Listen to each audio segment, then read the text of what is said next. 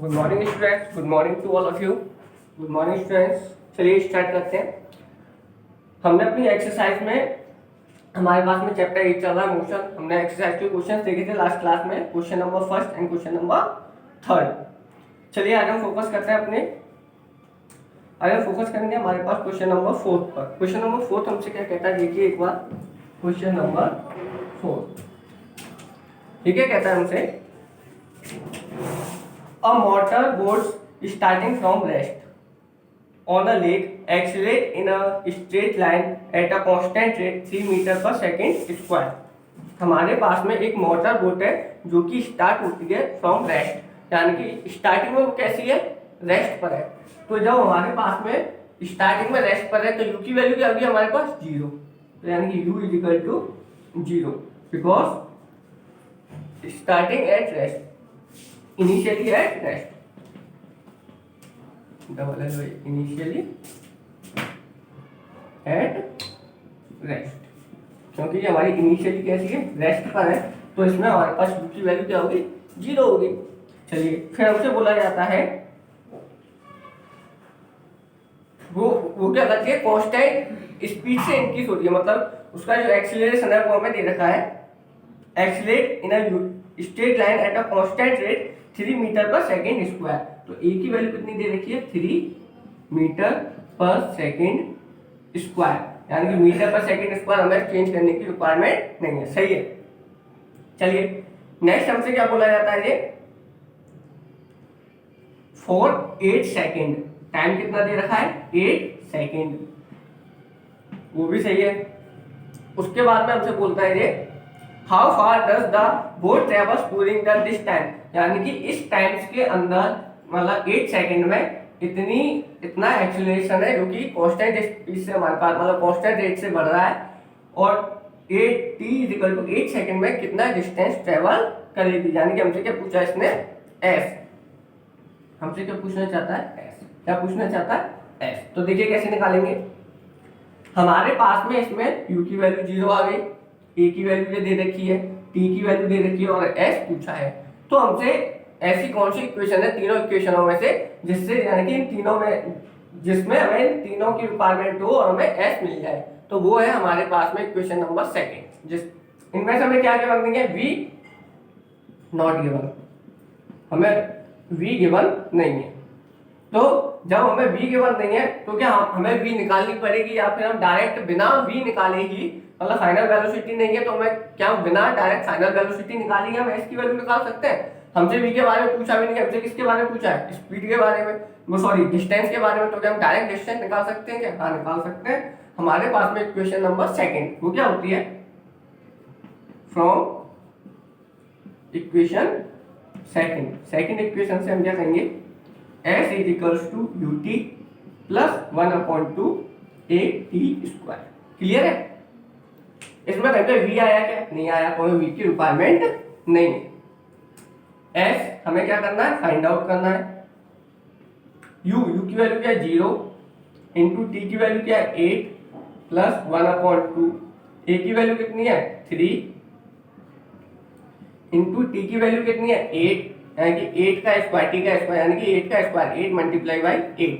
Calculate करेंगे, 8 into 0 0, s is equal to 0 plus, इससे इसको काटा 4 टाइम्स में, ये कितना हो गया, 4 3 जा 12, 12 इंटू 8 कितना हो गया, 96, कितना हो गया, 96।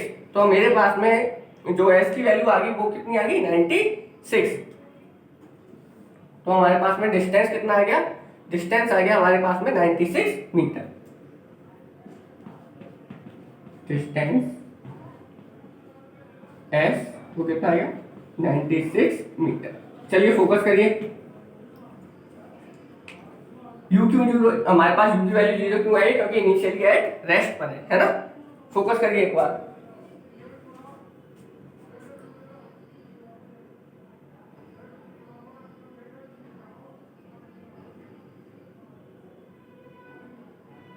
चलिए नेक्स्ट क्वेश्चन देखते हैं, समझ में आ गया सारा।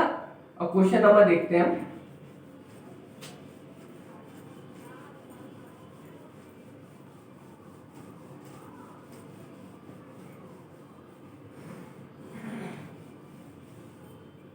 क्वेश्चन 5 और 6 हमारे पास ग्राफ के ऊपर है। अब हम देखेंगे क्वेश्चन नंबर 7।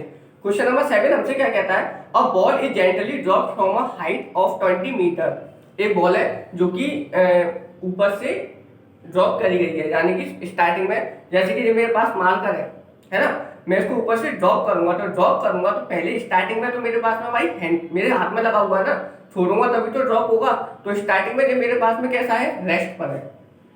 क्वेश्चन नंबर 7 में हमसे बोला जाता है a ball is gently drop from a height of 20 metre.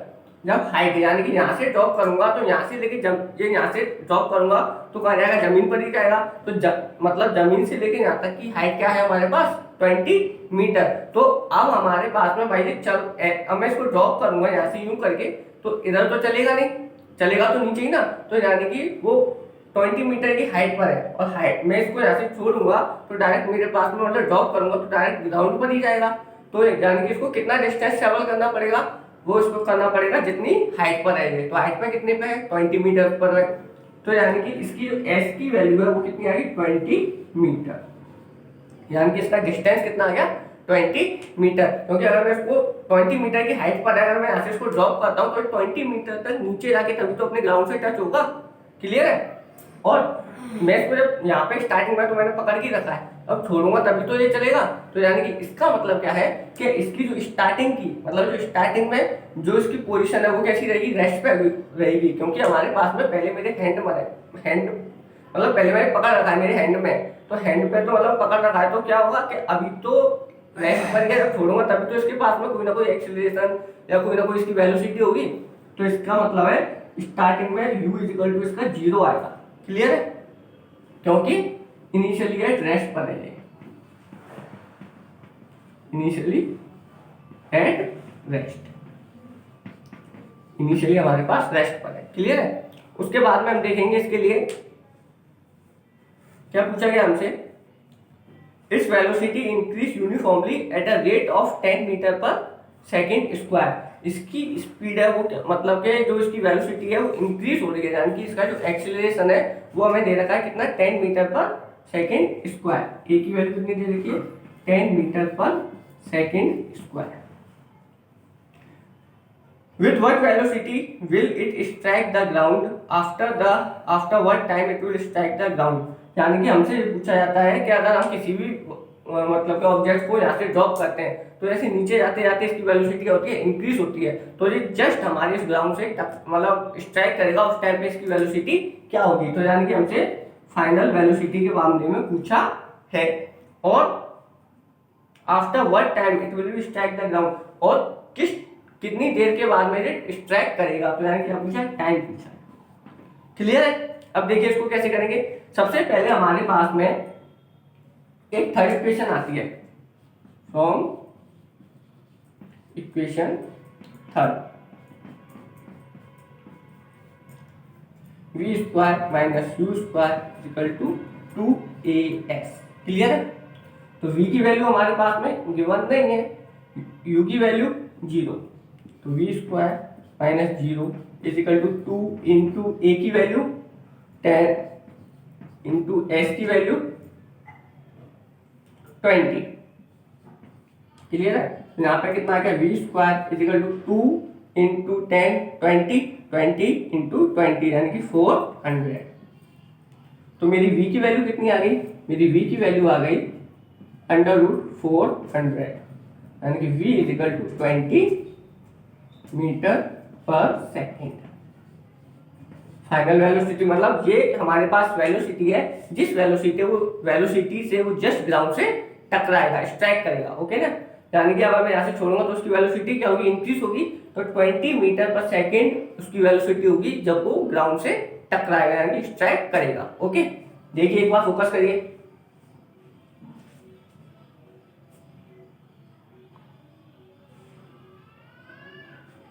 चलिए इसमें सेकंड पार्ट क्या पूछा हमसे, टाइम, यानी कि कितनी देर के बाद में ये ग्राउंड से टकराएगा।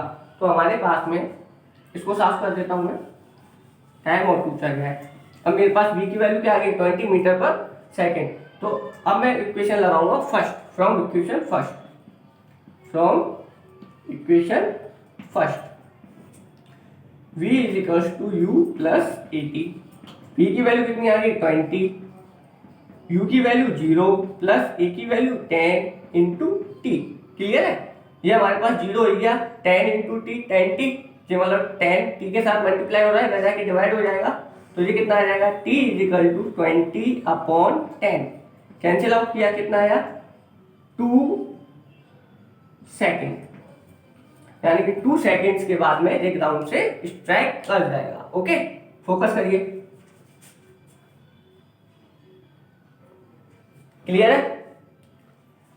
चलिए स्टूडेंट्स, बाकी अगर कोई प्रॉब्लम होती है तो आप मेरे से प्रॉब्लम सॉल्विंग क्लास में पूछे, और मैं हो सकता है कि अपने जो नेक्स्ट क्लास में इसमें से 1-2 क्वेश्चन सॉल्व करा दूं। बाकी हम अपना नया चैप्टर स्टार्ट करेंगे, force and laws of motion. Okay students, thank you to all of you.